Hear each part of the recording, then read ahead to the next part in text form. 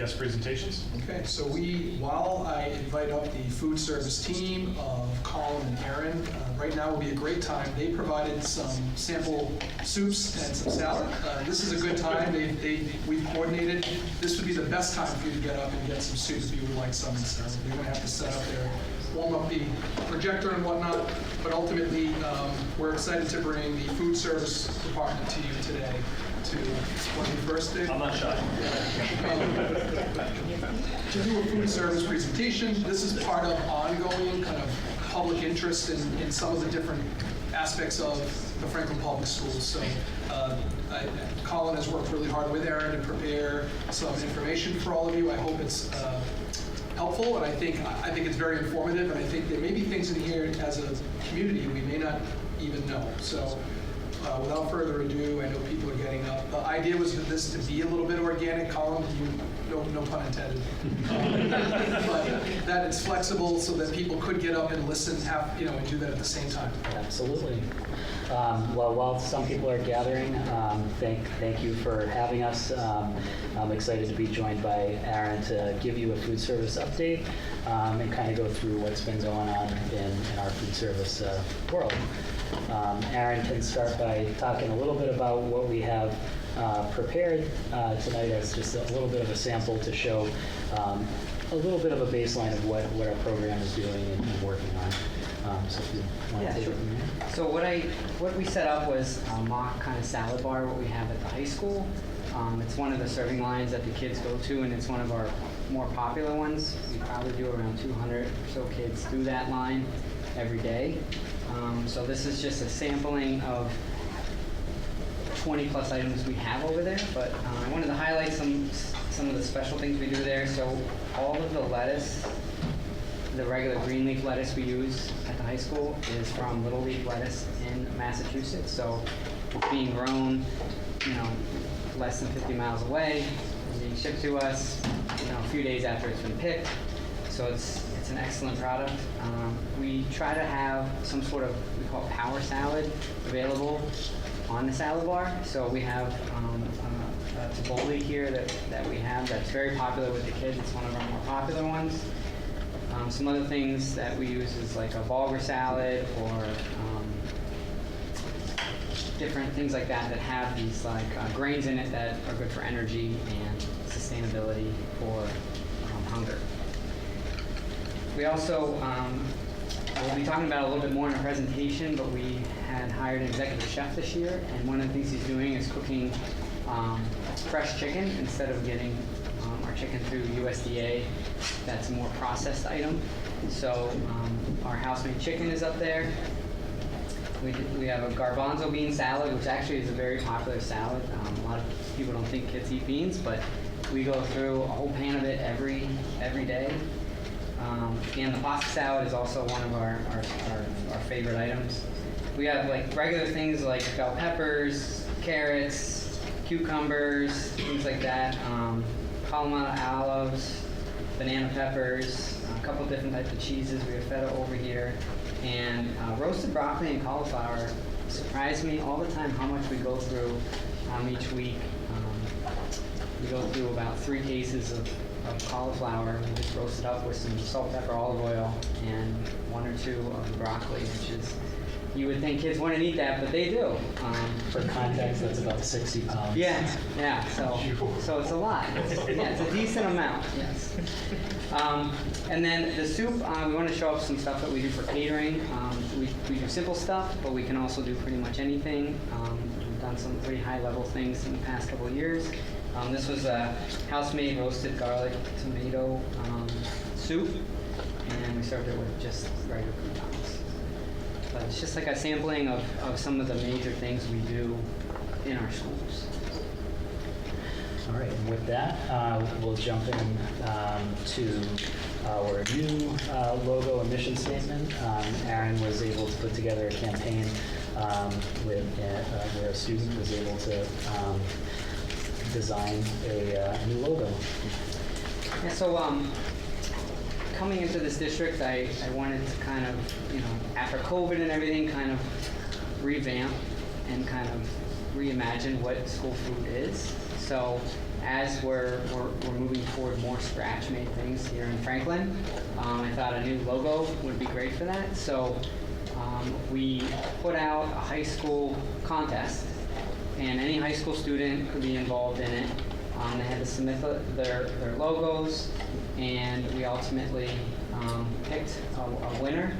We had a small team that kind of looked at them, picked the top 3. We kind of went back to the students and said, why don't you change this and change this, just so it would fit, how we would do things. And we ended up with this awesome red apple with the fork in the middle. I think it represents like a lot of fresh and scratch made, but very simple. And the student, actually, we gave her a $500 scholarship for winning the contest. So, and it was great because she ended up going on to Rhode Island School of Design, so she was able to use it for some of her studies there. So it was a really nice contest. There's a picture here of her and her parents, and everyone was very proud. And so this was a great collaboration with FHS and FHS teachers as well. We also included our cafeteria staff as well and developed a new mission statement with them as well. So Aaron did a really good brainstorm with our managers, and if you want to finish that. Yeah, so at the end of last year, the end of my first year, we got everyone together, all of our managers at our schools, and we did a SWOT analysis of the year and what we wanted to do, what worked, what didn't. We had all kinds of papers up, a lot of ideas, and at the end we kind of settled based on all of those conversations on this mission statement here. And we have this hung up at all of our kitchens, in our offices, just to remind people each day like why we're here and what we should commit ourselves to each day when we come in to do our job. So looking at the scope of service for Franklin Food Service, first and foremost, we administer the National School Lunch and Breakfast Program. This is a USDA program, it's a federal program, and is done pre-K through 12. It's at all our sites, and it's important to mention that right now, because of the state of Massachusetts, meals are universally free. They have been for a number of years now, and at this point continue to look like that will continue. This has been really beneficial in many ways, not only for the community and having an equity piece within the student population, but it also benefits the food service department as well by bringing in more participation, more revenue, and that has given us the power to do a lot more things in our program, which we will get into. I did want to highlight the pre-K program separately, just because we are providing meals for ECD students at both Oak Street and Pond Street. The interesting thing about the Pond Street location is that this is the kindergarten ready program. So next year those students will be going into kindergarten, and this is sort of like a real, it is the real serving line that they go through. They pick their milk, they have to talk to a cafeteria personnel, they have to hold their tray and balance everything. And the interesting feedback that we got from our K-2 principals is seeing that some of those kids are going to know that next year going into kindergarten. And actually that's a pretty big deal to already know going in on how to do that system. So I found that interesting. In addition, we also administer the free and reduced meals program. Despite meals being universally free, this still exists at the USDA level.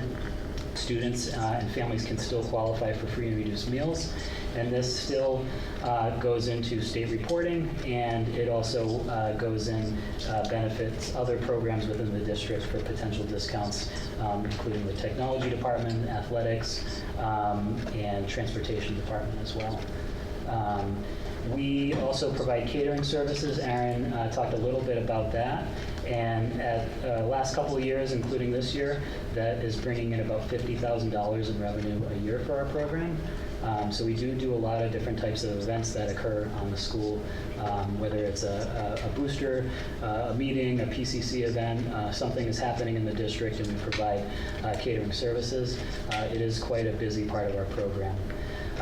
In addition, we also contract and provide meals to the Amigo school that's located in Franklin. This is done all year, including over the summer.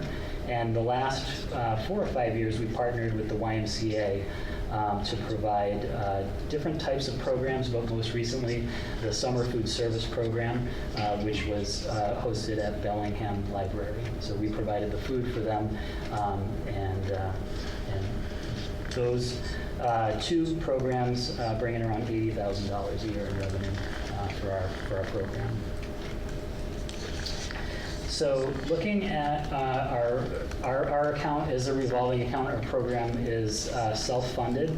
Any expenses or revenues, as it does not go into the general operating budget, we are able to fund all of our expenses through the revenues that we get.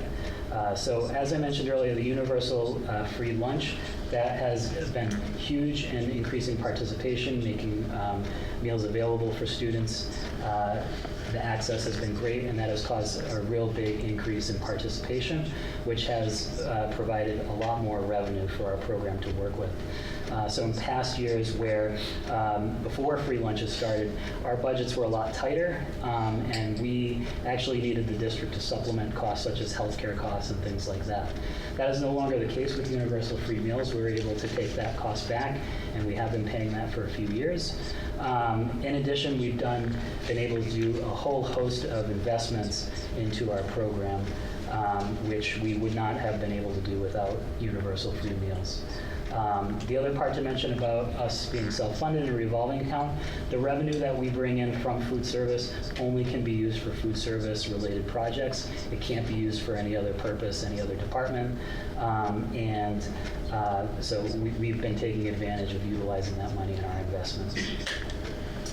So some of the revenues, where we get our money, we get it through reimbursement of lunch and breakfast meals. That's the primary part of the money that we get. As I stated, the USDA program does run for free and reduced, and the state of Massachusetts supplements the rest of the money into the program that the parents or families would have paid. We also get our sales through adult meal sales and the catering and contracted services that we had mentioned.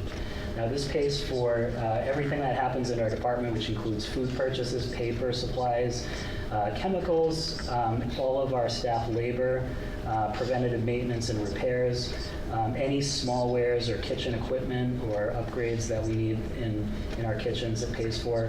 It actually pays for our knife sharpening services, any marketing or training that we need to provide for staff, and any memberships or subscriptions that we need to run our program. I alluded to a lot of the investments that we have into the program. Over the last 3 years, we've been able to do a substantial amount in. So just to highlight a few of the bigger projects that we've done at Lincoln Street and Franklin Middle School over the last few years, we've been able to completely take out the older walk-ins and put in brand new walk-in coolers and freezers. This project involved bringing those areas down to the studs, bringing up a new subfloor, new insulation, floor panels, wall panels, and new compressors, pretty much brand new in those 2 facilities. We're slated to do Washington's this summer. We've also been able to upgrade all of the dishwashers in our district as well. A lot of big ticket ones there. So Lincoln Street has a really large one. Washington Street has 2, and Franklin Middle School has a larger one as well that we were able to replace over the last few years. We've also replaced a lot of dated serving line equipment, and so Franklin High School got some new pieces, Washington Street, Franklin Middle, and Lincoln Street will be next summer, not this summer.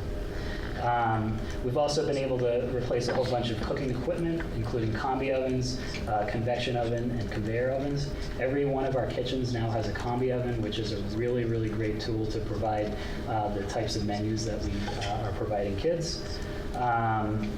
And again, these are all investments that, are not tied to the operating budget, and if we didn't have the revenues that we were dealing with right now, would likely result in capital requests or a need for operating budgets. We can't function as a kitchen without a walk-in cooler or freezer. So when that is going to die, it's maybe a 1 in 30 or 40 year project. We're taking advantage of it all now while we have this revenue coming in. So over the last 3 years, the food service department has invested just over $960,000 in kitchen facility equipment upgrades. And so we're really happy to be able to do that while we have that funding. In addition, we've also been able to provide new pans, new pots, things like that for staff. We've been able to add staffing. Aaron talked a little bit about the chef that we were able to add as well. We've been able to do a lot more local purchasing, and interestingly, to invest in some new stainless steel trays. Go back one time. Sure. I just want to go over some of the photos here because I don't think they're later in the slide. So that the first one under the Ministry of the National School Lunch. So that's actually beef brisket. We did it last year at the high school, and it went over very, very well. We try to do something each month that's kind of special like that. And this year we're doing it district-wide. It's on the menu this Friday. And some of the brisket's actually from a local beef farm that we'll talk about later. The top one under Administrative District's fees, that's a pork roast. So it's a real piece of like something like a ham that you would have at Thanksgiving, and we hand sliced it up and served it with mashed potatoes and a nice gravy. We also did that with turkey this year, and then the catering there is like just like a sampling platter that we have for catering services. Trays. So.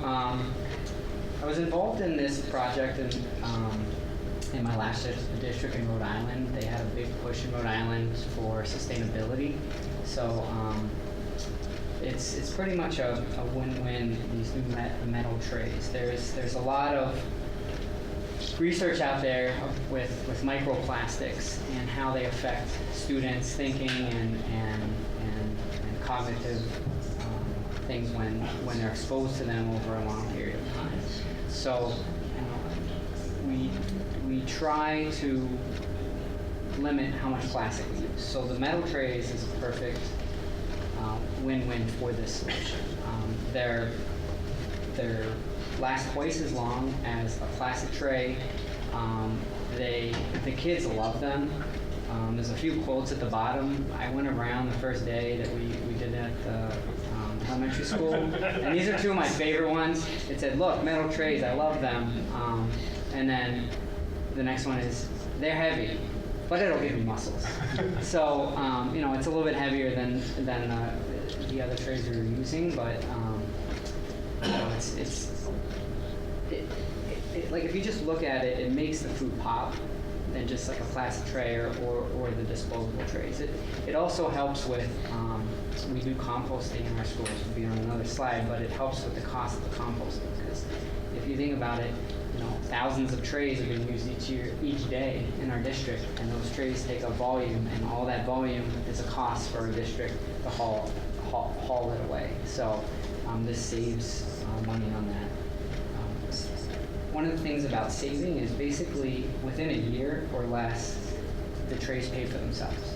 And the trays will last 10 plus years. So you're looking at, every year after the first year, you're saving costs. What else on those?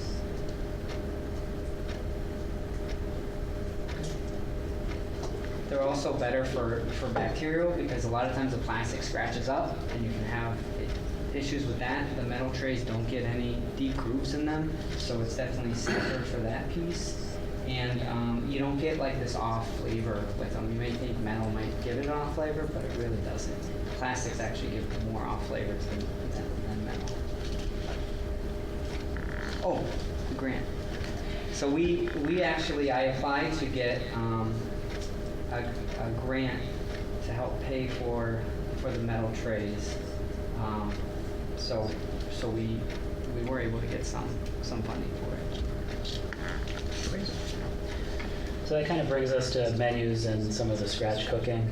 I'm going to talk a little bit about the menu design, and then I'll pass it back to Aaron. I love the concept of the menu design or menu engineering. In this program, it's such a puzzle to think about like a student preference and what they're looking for a meal, and what a parent is looking for. Shockingly, they're different. We also have to meet the strict state and federal guidelines that we have to follow for nutrition regulations. It has to be something that our staff can produce in the kitchen, and it has to be something they can do consistently. And it also has to be something that the facility can handle in the volume that we are serving at. And to kind of round out that puzzle, we also need to have it meet our food cost goals as well. So there's like 5 or 6 pieces that we need to put into every single meal that we design for a menu. And it can get complicated sometimes with some of the extreme differences in needs on each of these pieces. So I'll pass to Aaron to talk a little bit about menus. So we were tracking our local purchasing this year for the first time. I signed up with the state to pilot this new program that looks at our invoices and will sort out things that are local and not, and give us an overall cost of it.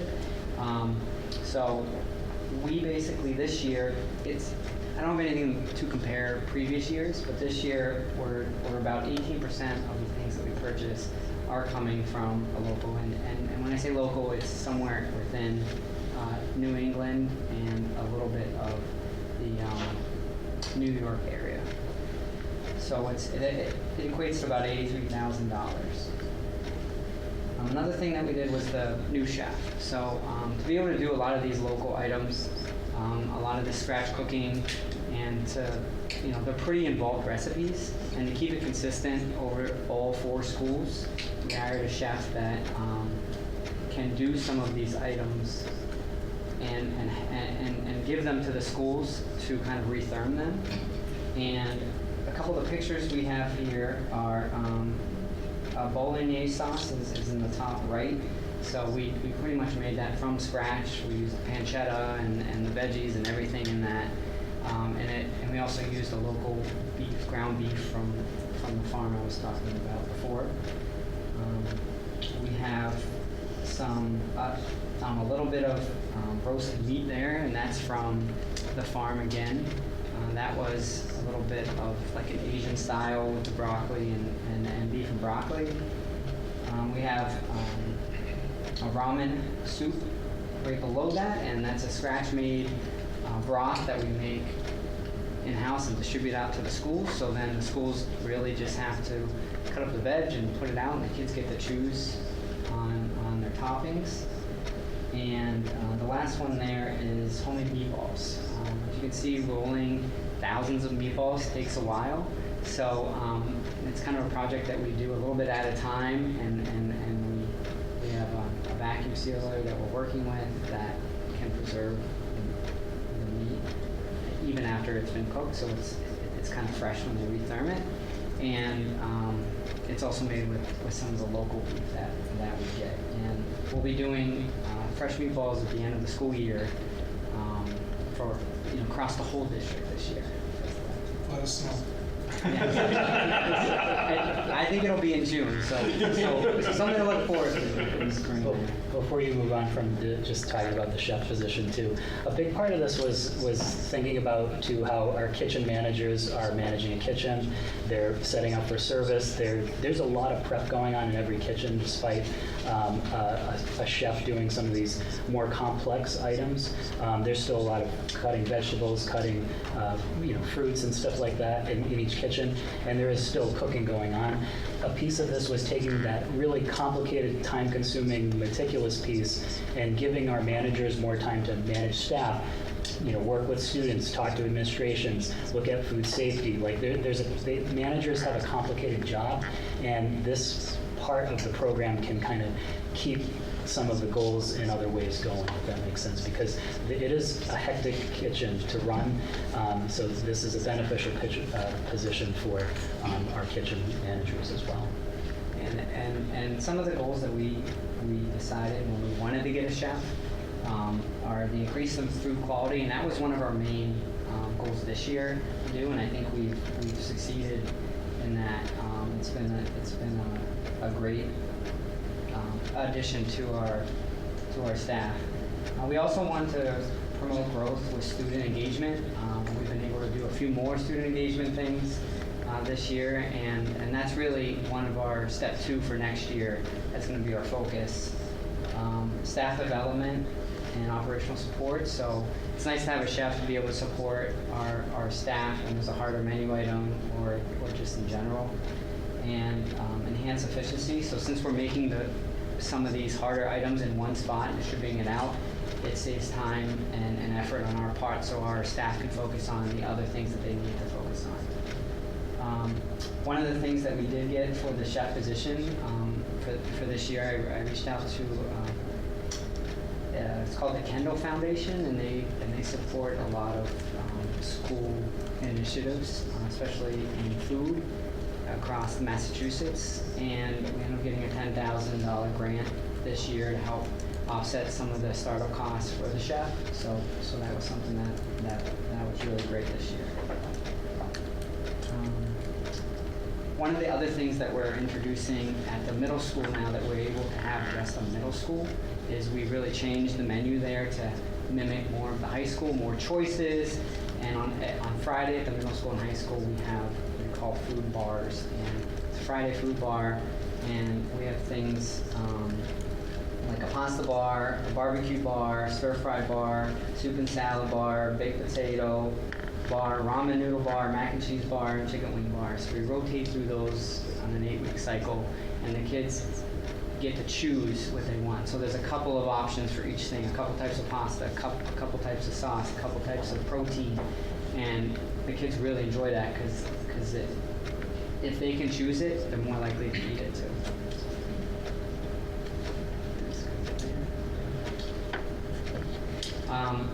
Some student engagement things that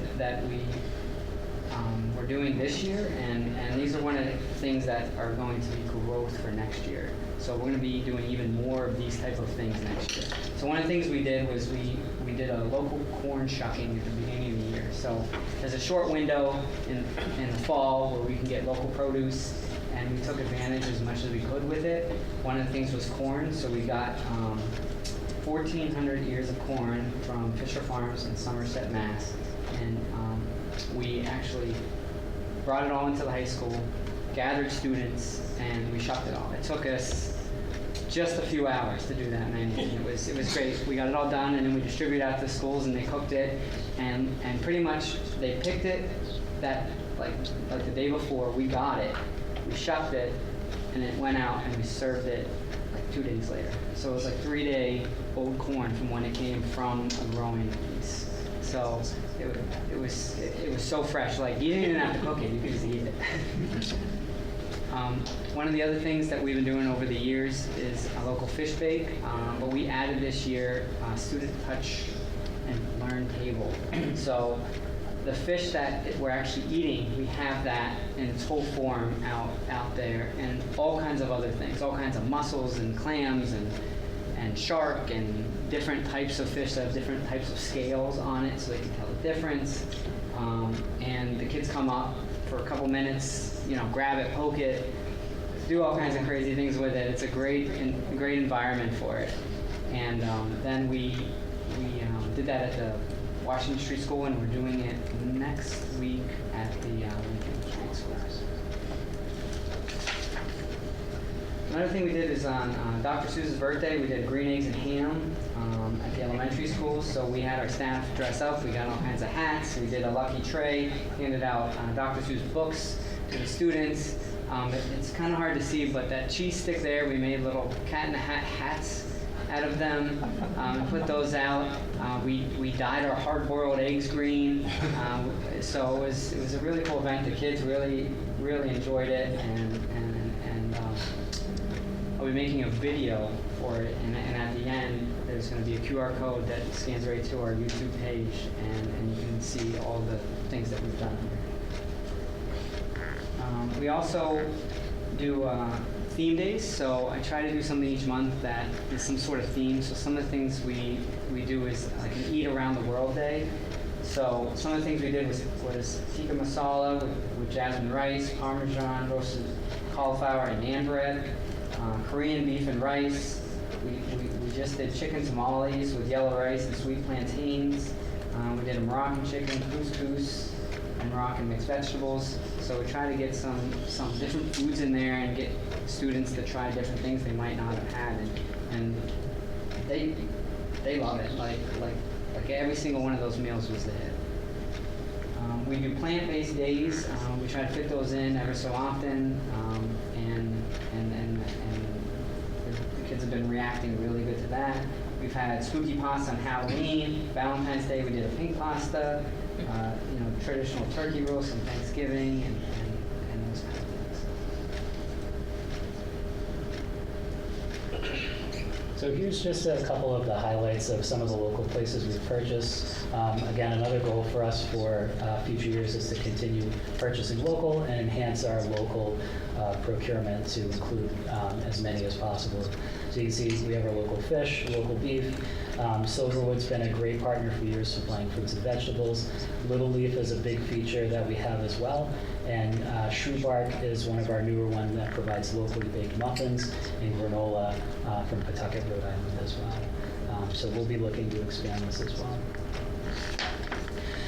So some of the outcomes that we've seen, participation rates are shown here. You can see that at the ECDC level, about just over half of the kids that go to school get lunch every single day. For the high school and middle school, 6 out of every 10 are getting lunch from us every single day. And at the elementary level, about 7 out of 10 are getting lunch from us every day.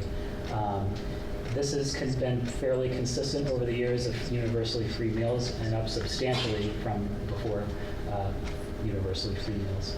I also want to highlight that breakfast participation at 17.2% may seem low, but it is actually pretty high comparatively to, again, pre-universal free meals.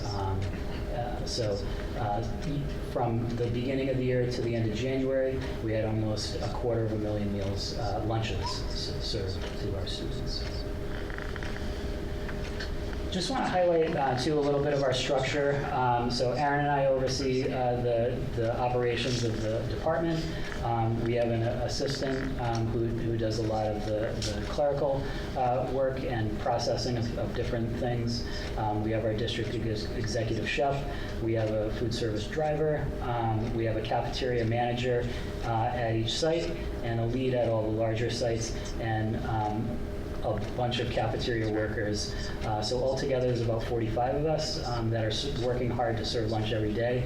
And I just want to highlight, too, just the cafeteria staff in general, just how dedicated and hardworking and how much they actually care about their work. We have some crazy ideas, and they're just willing to go and take it and run. They take such pride in their work, and I've been thankful to work with such a great group for all these years. So I definitely want to just recognize them and all the things that they're doing to serve our kids every single day, and what they are actually doing. So another area that we are doing is food composting. So this was a great partnership with DPW and facilities. DPW owns this contract, and facilities manages the day-to-day of the processing of it. This has resulted in way less trash going, like weight-wise, going into regular trash, and diverting a lot of it into a more sustainable model. So AgriCycle is our contractor, and they take the food waste and a lot of our paper products that are compostable, and it goes into an anaerobic digester, which it has 2 outputs. One is to supply electricity to that local grid, and the remainder of it actually gets used for fertilizer on a lot of their farms in the area. So very responsible thing to do, also beneficial for our town and district as well. I want to add to that, so there's an educational piece that the students don't get if you're not doing this in your district. Kids think that, food just shows up at your door when you order it, or, they don't understand where it comes from, where it grows. And having them sort their food at the end of lunch opens their eyes to, oh, maybe I shouldn't take that, and because it's going to end up here, and they're taking, there's less waste because they're taking what they know that they're going to eat. And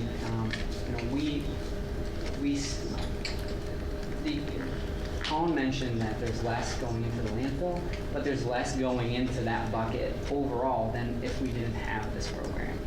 So it's a great educational piece for the students. It's not just there, to help the environment. So some of the future initiatives that we're looking at. And so on menu and production, so we're going to increase the chef integration. I talked about that on a previous slide, with next year being focused on getting more student involvement, more scratch cooking at any piece we can do. This year was kind of like a test on what works, what doesn't, and next year, we're finding that so we can do more and do better things, and increasing local sourcing. So working on trying to figure out where we can buy the most local stuff and get our hands on it. We're looking to expand our community partnerships too. So thinking about community groups, we partner with the food pantry really closely, looking to expand into other community partners as well to kind of enhance what we're doing and just be more involved with the community in general. We're also looking to integrate the wellness committee more and leverage the connections within that to kind of push some of the initiatives that we have as well. One of the goals for next year is employee engagement. So what are we doing to introduce new employees? So when they show up day one, are we doing anything to make them feel welcome? Coming up with a plan for that. Our employees that are seasoned, are we doing anything to recognize them? Just an everyday thing. What are we doing to show the employees that they really, we care for them, and show them that, their job is very valuable. We went through the list of who works in our department, and that last group on the bottom, that general worker, they are our heart and soul of it. We don't have that person that washes the dishes or cleans the tables or serves that kid. We don't have a program. And I worked in many districts before, and this is by far the best group and hardworking district I've ever worked in. Every single one of our employees knows the kids. They say hi to them. They ask them how they're doing. They know who's having trouble. They know who needs to pick me up, and they're always doing that extra mile. Last area is equipment and facilities improvements continuing. So I mentioned that Washington Street walk-in replacement is due for this upcoming summer. We're also looking to upgrade our POS, point of service system hardware, and Lincoln Street serving lines, again, not looking to do that this summer, but likely the following summer. And that will complete really the big ticket items that we need to think about replacing. Thank you for listening. I know we covered a lot of information, and we're happy to take any questions. Say it's okay to bring out your phones and scan that barcode, and that'll bring you right to our YouTube page. We have many videos that try to capture the things that we do in video, because it's hard to explain it in words. You have to really see it. So we try to post something a couple times a month, highlight something that we're doing. And so please follow that, and like our videos, share them out. Anything we can to get the word out. Okay. Yeah. Lucas, To the chair, just one final one. I know that you'll have questions and comments. Just a couple of things that I wanted to highlight, as you've already mentioned. But one, I get calls from superintendents. I see them at conferences who asking me, "Can we talk to Colin?" I'm like, no, I'm kind of busy. He's busy. He's doing a lot of things. This is the former food service director of the year as well. And I know that they do a great job with the social media piece on our platform. So just, that was the piece. You referenced social media, but I wanted it to call it out. I think you do a great, consistent job with that. The second piece is I do see online two of our kitchen managers. Barb Corsi's online, and Deli Shelley Malloy is out there. She's not just Deli, she's in charge of the kitchen, so they both have worked hard. Those are two folks that Colin and Aaron referenced that cared so much that they've attended to watch your presentation, which I think says a lot about their investments. The final thing is how much of the operating budget is supporting the food service program and everything you mentioned today? Right now, nothing extra other than like the structure of the schools, but like for our program, it's completely self-funded. Okay. And I know in the past, when I oversaw capital development, there were at times a combi oven pre-COVID, and I remember advocating for those pieces, but the infrastructure and the things that you listed today are all part of when you say self-sustained. Those are things that we no longer have to go to capital to request because you're doing them internally? Correct. Okay, thank you. That's it. Awesome. Thank you. Reese, you want to go first? Closest to the food? I mean, I can't even say enough good things about what you presented tonight and the food that you've shared with us. I think we are so fortunate to have you working for us, and the way that you approach food and think about it. I really appreciate how you've looked at this as an opportunity to not just to feed our children, but to educate them and to create a way for them to be connected to their food. Everything you've done here kind of actively works against the alienation from the product that is so prevalent in modern society. And everything down to the metal trays. And I can imagine your team feels really good about the food that they're serving to our students. So thank you so much for all of that. Thank you, Ms. Corsi, Ms. Malloy online. Thank you to the student that designed the logo. I guess it's a night of feeling really proud about things I had nothing to do with. So it's just phenomenal. You and I had a conversation about food safety, because my child has celiac disease. A lot of children out there deal with allergens. And I wanted to ask you if you could share the information you shared with me when I was inquiring about my child, just about the protocols you follow to ensure food safety, because I think there may be parents out there like myself who kind of concluded, well, we've got complicated needs, having food served in the cafeteria is not really an option. And I think you made it very clear that it is an option, and I look forward to taking advantage of it. But could you share that information with the community at large? Sure. So it really kind of starts with training of staff. We do food safety and allergen training every single year with them. It's a big part of when we bring everybody back. Every single person gets that training.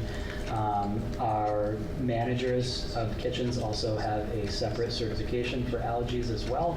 And we have really strong protocols and systems in place to keep kids safe who maybe have some restrictions or allergies that will limit the possibility of any cross-contamination or cross-contact in our kitchen. So it's just something that we live and breathe, and we do.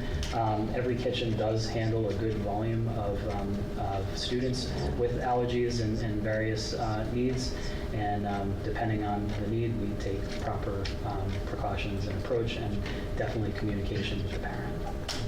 Thank you so much. And if I remember correctly, I think you also said that it's not really menu dependent either. That if what is on the broad menu for that day would not be suitable for a particular student, that you work to accommodate their dietary needs.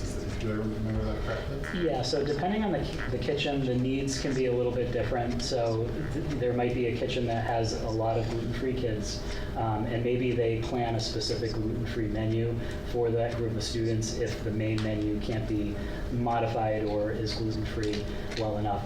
If it's a kitchen that has, smaller need, again, it's probably more of a one-on-one with the student or parent, depending on the age group, to make a proper accommodation for lunch. But we never want to turn anybody away, obviously. Thank you very much. Yeah. I mean, we are one lucky district. This is not the cafeteria that I grew up with, the square pizza and the peanut butter and chili sandwiches. Yeah, I mean, just all of that goes into your daily operations is incredible. I mean, the creativity with engaging with students, monthly themes, the logo, sourcing items locally, which I love, grant funding for these initiatives with the chef to keep things self-sustaining. Incredible. The trays and all of the nutritional values that you're adding by incorporating all of these ideas. I mean, as a parent, I think you can, I feel rescued. I wish I could get my kid to be one of the 7 out of 10. I will say that. I'm going to show him his presentation later. But I just, I think we can feel relieved that we're sending our kids. Some of these kids are eating 2 meals a day at school, and hangry kids are not good learners. So I just appreciate all of the creativity that was put into this. Again, our revolving accounts and the self-sustaining aspect is terrific. And thinking ahead to replacing what needs to get replaced, so we're not in a bind when things stop working, and using, budgeting that as the years go by. So we're not in a bind. Yeah, thank you, and it's no surprise at all that you're food director and manager of the year. Thank you. So I echo my colleagues' sentiments that they said. Definitely, we are lucky and fortunate to have you, Colin, and your staff doing what you do. It's amazing just the creativity that y'all all do, knowing that we are a district that had 2 failed overrides, and you are bringing revenue to cover your department in totality is amazing. I think back to budget meetings where people think outside of the box, what else can we do? And this is a perfect example of thinking outside of the box and catering. How long has that been going on for? It's definitely been going on for the last 10 years I've been here. It's probably been going on longer. And has it increased over the time, or is it the same? Yeah, it goes up and down. I think it substantially grew. I think once Franklin became self-operated and saw what we were able to offer, I think we noticed a significant increase at that point. But it's been pretty steady over Yeah, year to year. just seeing that opportunity, the contracted services. I wasn't aware that we provided services for, was it the Y and other different schools? Yeah, that's been going on for about 6 or 7 years now. So different things that we're doing just to help bring in revenue, offset costs, which is appreciative, knowing where we are from a financial perspective. With the metal trays, I know that that's a savings there. I recall a couple years ago, I think a student had written a letter about potential metal utensils. Is that on the radar? Yeah, so actually the same company that we bought the trays from does do utensils. We actually we have metal trays in 2 of the schools. We wanted to do the middle school this year, but we've had some issues with keeping our staffing at the levels we need. We're always just 1 or 2 off, and haven't been able to really get enough staff at the middle school to have metal trays roll out there. But those 3 schools, we wanted to get this tray up and running, and then possibly down the road, that would be like phase 2 would be the silverware. Silverware is a lot more complicated than trays. They're smaller, you lose them. Keeping them clean it's a much harder thing because you have all kinds of small grooves in them. But that is something we do have in the back of our mind that we could potentially do in the future, and it would be a cost savings overall once we get it implemented. It's sort of a step-by-step approach too. So this is like level 1. Once we get settled with that, we'll look at how to get to the next part of it. And then you had mentioned the trash and the reduction of the trash. So is trash solely in your budget, or is it local? No, trash is out of the facilities budget, I believe, right? You brought up DPW and facilities. I can double check on that. I think but- DPW owns the contract for, but facilities might pay for it. We can check on that for sure. The trash removal and the composting does not come out of our budget, though. But even though, so by reduction of the trash, helping reduces our trash budget overall, like the impact. So it probably reduced the general trash budget. There is a cost with providing the service of composting as well, though. So I don't have those figures, just it's not in my budget, but there is a cost savings, but there is a cost as well. Cost shift. Yeah. Because that has to be transported off-site as well. Correct. And then the last thing I had was around redistricting. I know that there was a mention of redistricting. Can you speak to like the impact of redistricting to your organization? So the impacts to food service, so in our previous structure, we had 3 sites that were a middle school and elementary school in one building. We had 1 kitchen staff that served both of them. So pluses and minuses, of course, in every situation. We have now a full elementary school where one of those was, a full elementary where one of those was, and a full middle school where the third one was. So it's simplified some of the menus that we can provide. So we have, an elementary school, we can provide an elementary menu. We don't need to think about cross-utilizing menus as much for a middle school level and an elementary school level out of one kitchen. Each kitchen's enrollment and what they're serving at a time has increased, so that's created a little bit of a challenge and a different staffing structure that we have to accommodate more kids at once. We need more registers. With the different age groups, we need to think about, we've moved to more of like a one-on-one cashier to student ratio versus we used to have double-sided registers in most cases. So we're kind of looking at the volume and have made some changes to just keep the efficiency up for the amount of kids going through.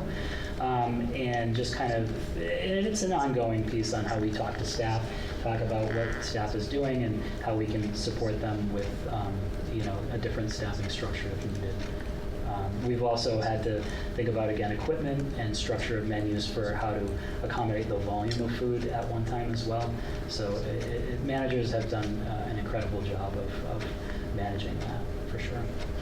Thank you. Appreciate it.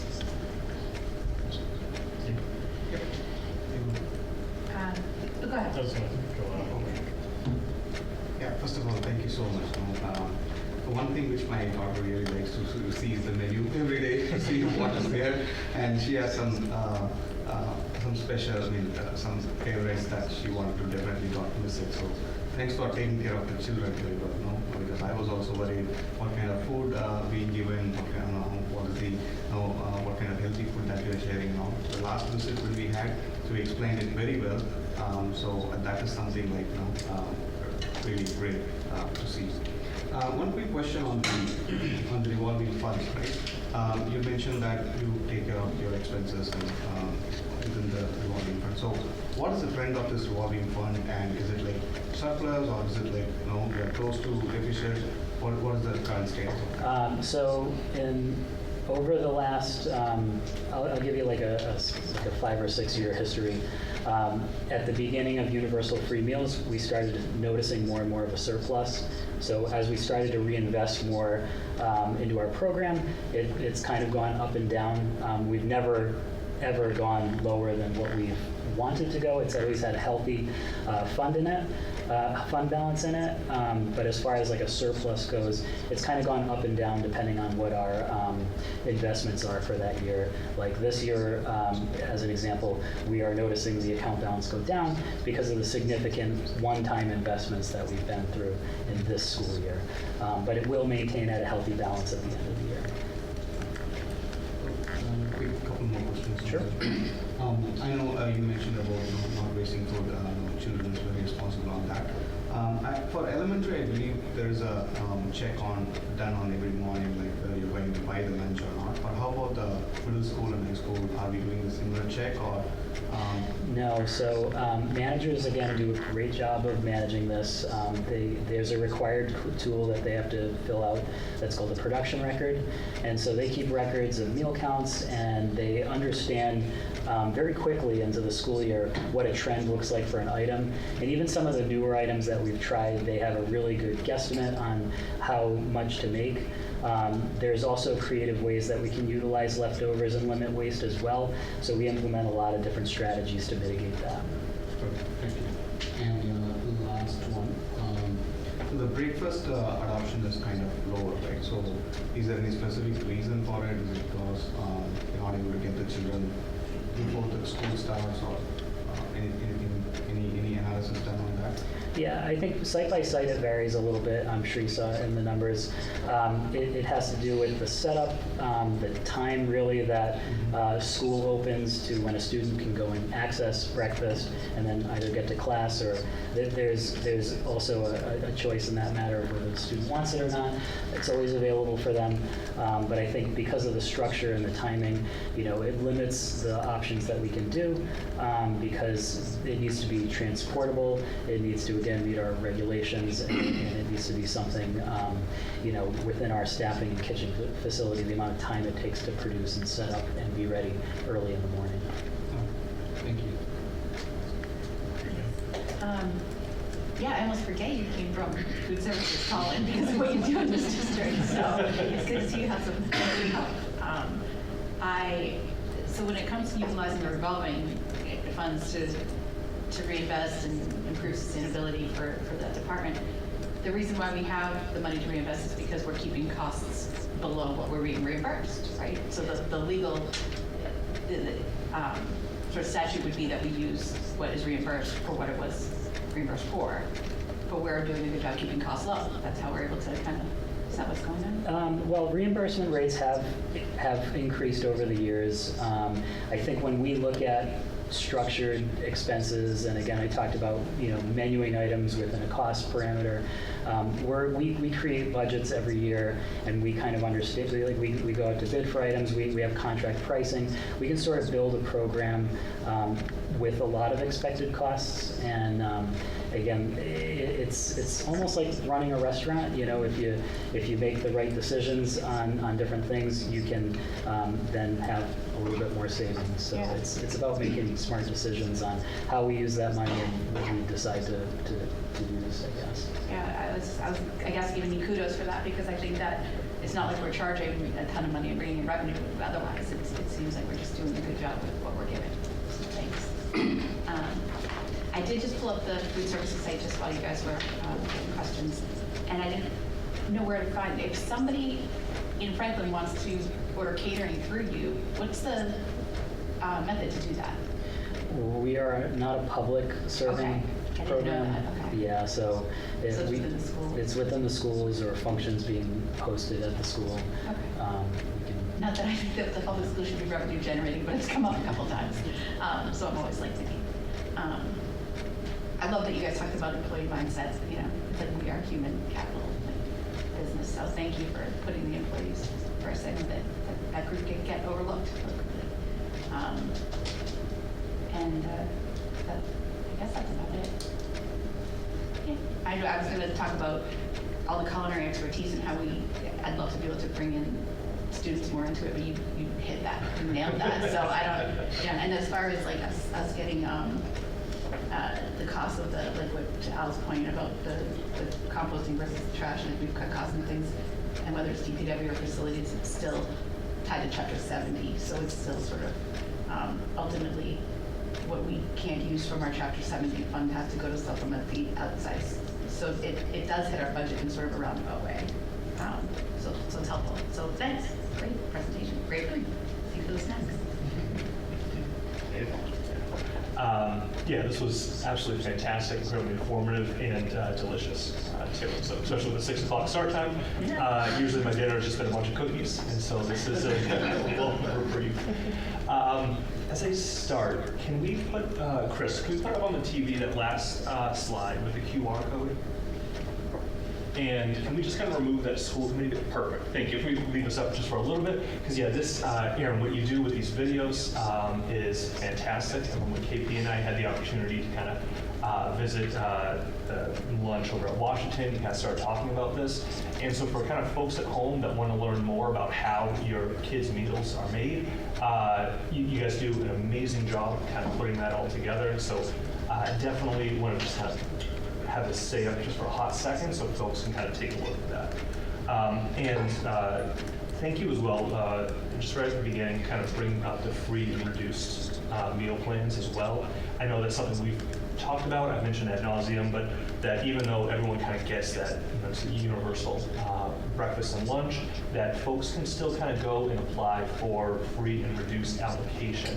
And that opens up the door to so many opportunities for reduced rates when it comes to transportation. You mentioned the Chromebooks, a lot of like student activity fees and such. So it opens the door for so many. So if you or your neighbor might be kind of struggling right now, please still consider, jump online, take a look at that free and reduced application, and still kind of pursue that, even though thankfully all of our meals are kind of being taken care of right now.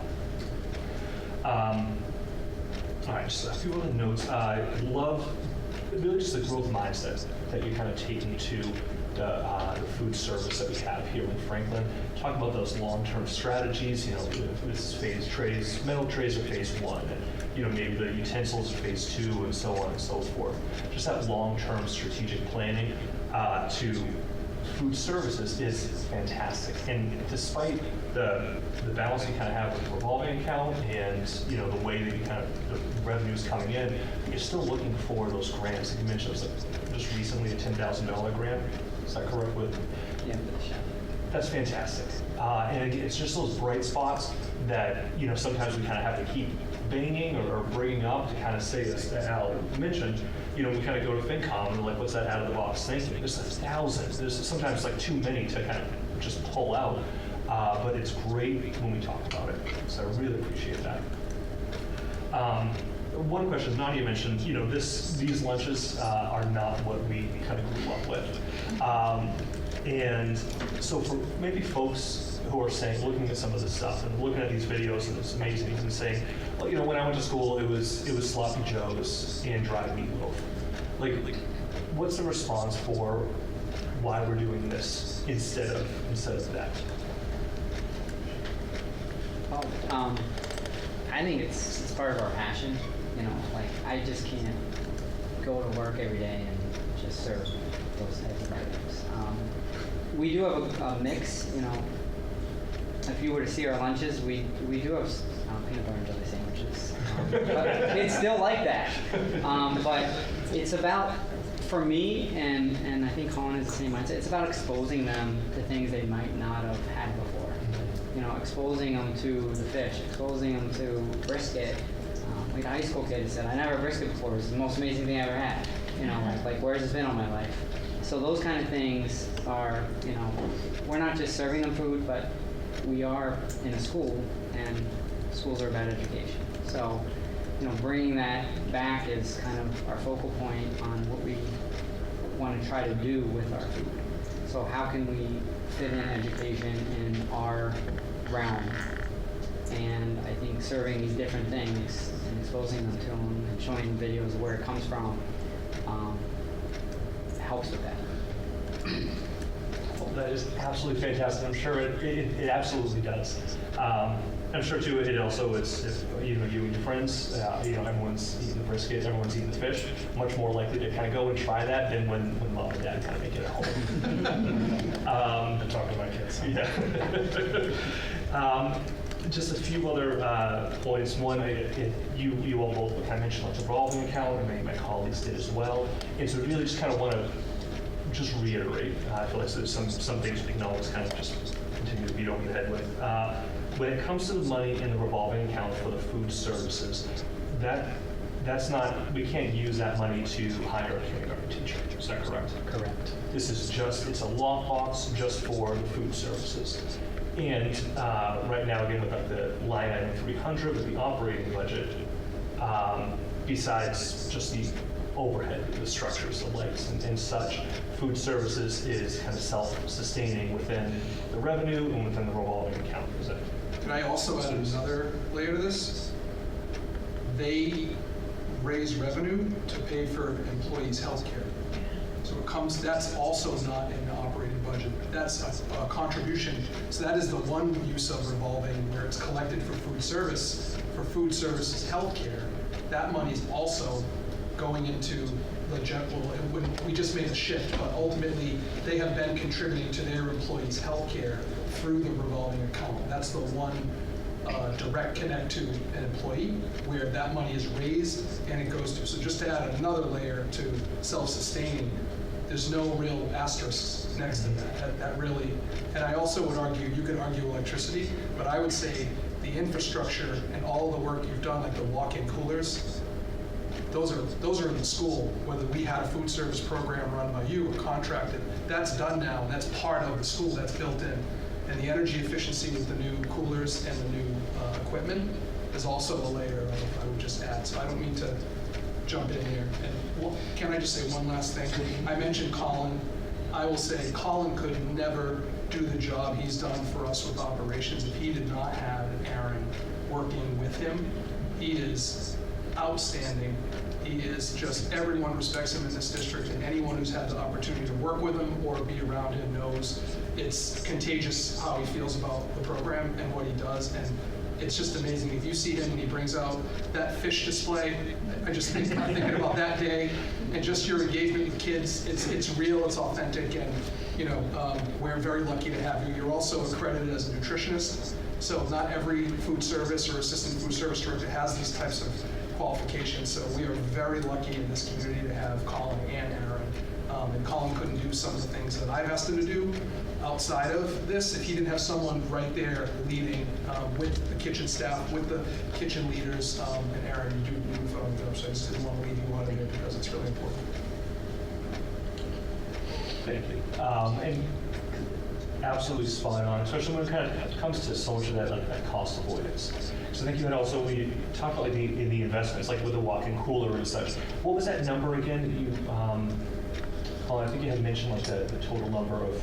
For like our 3-year investment? Mm-hmm. So it was just over $960,000 for facilities and equipment upgrades. 960, I'm just going to round up to $1 million.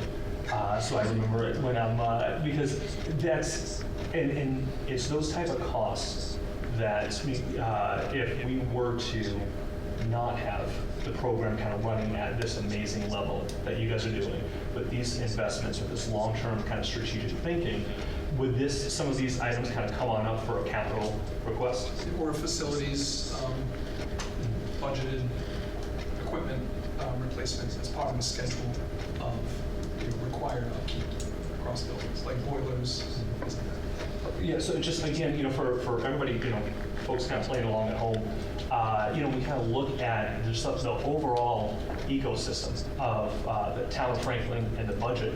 Every dollar that you all are reinvesting back into the food services is money that then is free and open for when the police kind of come with their capital request for some gear or fire during the same, whatever the situation is. And that's every single kind of cog in this machine is constantly working. And what you guys are doing is absolutely fantastic. And it's amazing. I really thank you and applaud you guys. And one last note, just we can talk about student engagement. I know my little guy recently kind of wrote in with some food suggestions, kind of talking about adding extra items to the bagel, and he promised that I'd not kind of reach out as a school committee member, and I did. And so he wrote his letter to the director of operations, and Colin, when that letter kind of came on back, his face lit up. He ran downstairs. He got to go tell his grandparents.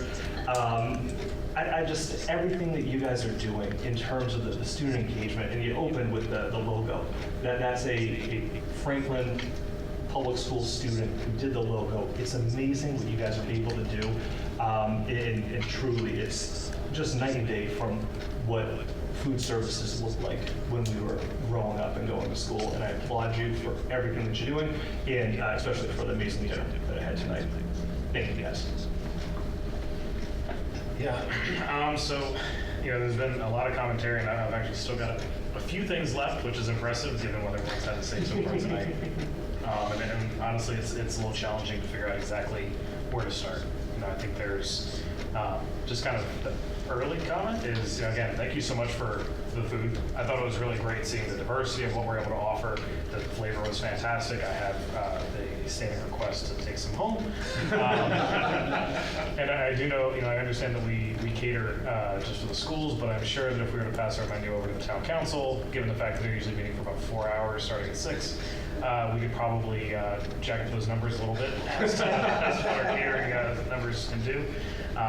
So again, thank you for that and the effort. Like, I know that it's, for us, it's very easy to say, hey, great, we get some food, but it's not without you expending effort to it and really kind of working to coordinate. So thank you for that. So one of the things that it's been kind of a pervasive theme here, but I had commented on actually before you all did, right at the end of your kind of closing statements, and it was talking about how much I really enjoy the commitment to the community that your team has. You could tell the way you spoke about them, you could tell the way you're talking about the different things that they do. I know from my own children's interactions with them, it is such an easy to kind of overlook part of the day, but when it's that kind of consistently positive, when it's always that kind of experience that the students, they remember for the right reasons, you don't have that same kind of negative connotation, the negative context. It's very easy to say, oh, what was your favorite part of the day? And it's like, all right, recess.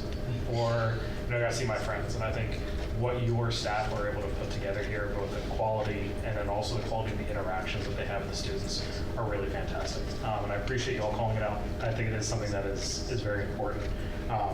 And 45 people is not a small group. And to have that kind of consistency amongst 45 people is really, really saying a lot for both the training and also their dedication on the individual level to our community. And I just want to credit, again, kitchen managers on creating such great cultures within the kitchen. Whenever you walk into a kitchen, you can just feel the camaraderie.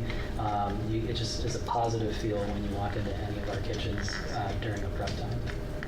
And that's wonderful to hear. And I think that really, it all feeds back. And it's much easier to work in those kind of environments and want to contribute to and be a part of that. So thank you for working on that and continuing to kind of support and develop that.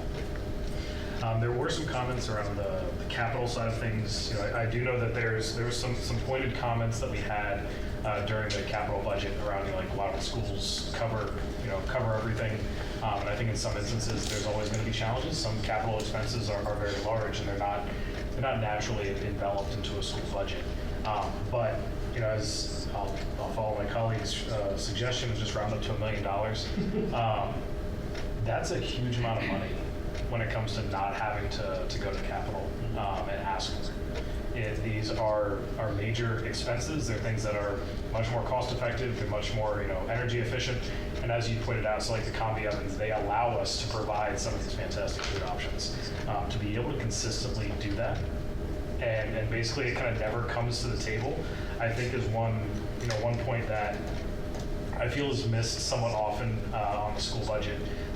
I'm guilty of this myself, having been somewhat involved in the school budget over the past few years. But there are definitely parts of our overall structure that are kind of like the ducks in a pond. You never talk about them, you never worry about them. They don't show up on your radar because they just work. And everything is done. They never come to you asking for things. Or if they do, it's that like little thing right off on the side. And I think, when people really understand the scope of what you do, the amount of money that comes in and out, and the efficiency with which you're able to continue to invest and really support, it's easy to say, oh, nothing's being done, or there's always these asks, there's always these expenses. There's never, the necessarily the payoff.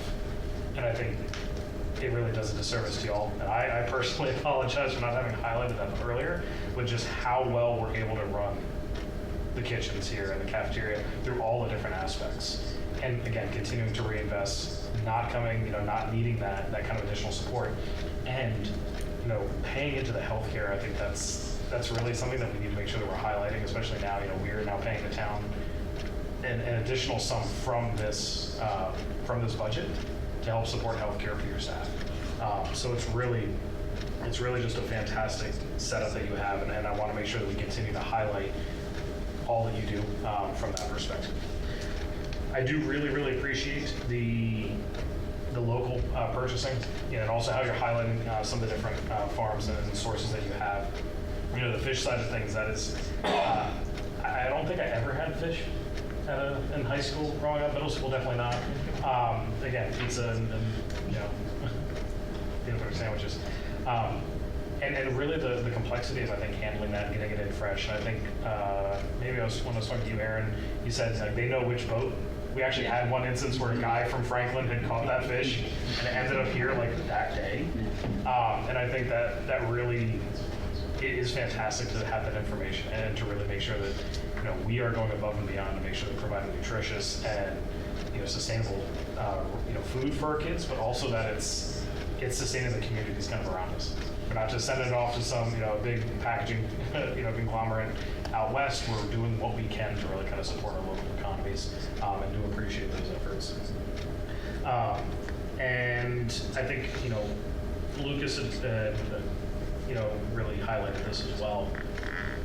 The position that we're in, and Ruth Ann had commented, we get X amount of money in no matter what. We could spend it however we wanted, within reason, obviously, the food costs you actually have to provide for the students. But I think the way that we've been able to manage this and the way that you Aaron and Colin have been able to really engage, provide fantastic foods, diversify the different sources of where that food comes from, bring things in for food safety and cost savings, such as the metal trays, biotech, everything is stainless. I can really appreciate how important that is. It really says a lot about the strong and strategic leadership that we have and how lucky we are to have it. It's easy to say, oh, money's coming in all the time. Life's easy. Great. We just kind of keep going. Something breaks. Oh, now we're going to worry about it. Now we might be going to capital, asking them to help us, buy an oven. But instead of kind of sitting back and waiting, you two have really led the charge to invest and plan for the future, and it's put us in a position that I think that's why we keep on getting phone calls from others. Let's keep screening aggressively. But it really is something that I think the community doesn't always see, and I think it's important that they do and understand just how impactful that is for our students. So thank you both. Thank you for the efforts. Thank you for tonight. And I'll pass the menu on to town council, and I'm sure that they'll be appreciative. Can we bring the corn shucking down to the elementary level? Yeah, we can do it anywhere. It was kind of a late idea I had right in the fall, and I was like, let's just try to get it done. But yeah, we can pick a different school each year, or like divvy it out and have the schools do their own with the kids. So yeah, and there is to-go containers over there. So if you want to take some home, you can. So please do. Thank you. Thank you. Thank you very much. We are now producing this in collaboration with Franklin TV and Franklin Public Radio. This podcast is my public service effort for Franklin, but we can't do it alone. We can always use your help. How can you help? If you can use the information that you find here, please tell your friends and neighbors. If you don't like something here, please let me know. Through this feedback loop, we can continue to make improvements. And I thank you for listening. For additional information, please visit franklinmatters.org. If you have questions or comments, you can reach me directly at suresteve@gmail.com.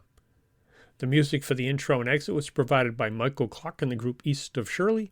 The piece is titled Ernesto Mañana, copyright Michael Clark and Tintype Tunes in 2008, and used with their permission. I hope you enjoy. And by the way, you can also subscribe and listen to Franklin Matters Radio on your favorite podcast app. Search in podcasts for Franklin Matters.